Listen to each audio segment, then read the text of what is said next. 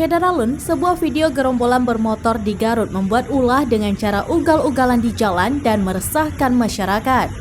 Mereka mengacungkan senjata tajam juga pecahan botol.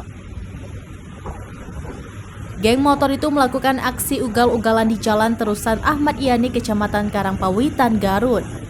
Sambil menggeber suara knalpot bising, mereka juga menutup akses jalan dengan cara memacu motornya secara zigzag.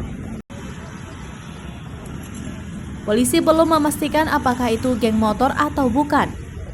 Namun pihaknya masih mengumpulkan bahan keterangan dan identifikasi para koboi jalanan tersebut. Kasareskrim Polres Garut AKBP Denny Nur Cahyadi pada Senin 9 Januari 2023 mengatakan apabila ada yang menggunakan senjata tajam dan dikatakan itu geng motor, tentu harus tertangkap dulu baru bisa dikatakan bahwa senjata tajam atau geng motornya. Keresahan warga kini sudah memuncak atas perilaku gerombolan bermotor tersebut. Warga akan melakukan siskamling malam dan berencana akan membubarkan paksa para pelaku koboi jalanan ini.